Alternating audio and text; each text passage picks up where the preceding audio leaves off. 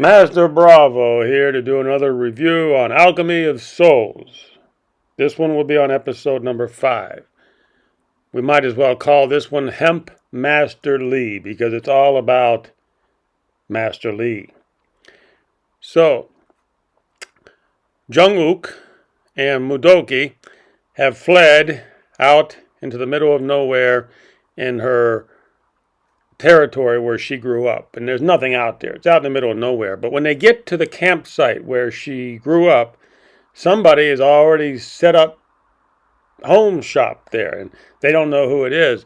And in the middle of the night, when Mudogi is sleeping, Hemp Master Lee shows up. He's actually living there, and they had no idea. And but Hemp Master Lee has a dog that can sense a soul shifter.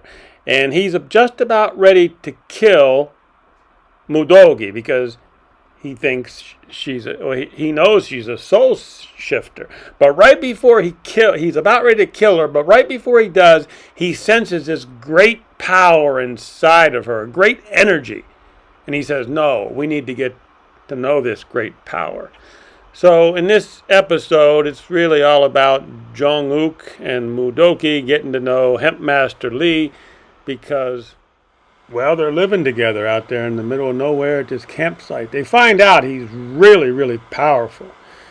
Levels above Chisu, all those other levels. Matter of fact, he's over 100 years old. They don't know this yet, but he's over 100 years old because there's 2 ways to shift your soul into another body. There's 2 ways. You can use the soul ejector, which is the bad form of sorcery. But once you come to the highest levels of sorcery, like Hemp Master Lee, you can actually do it without the soul ejector.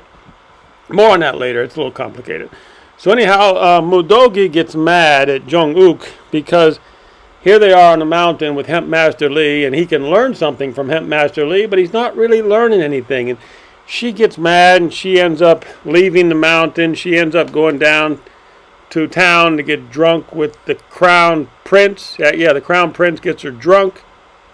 Basically, everybody who gets involved with Mudogi falls for her charm. She really has a lot of charm. And even Hemp Master Lee was going to kill her, but once he found out that all that energy was inside of her, he decided not to kill her because, well, he wants to find out who is inside of her.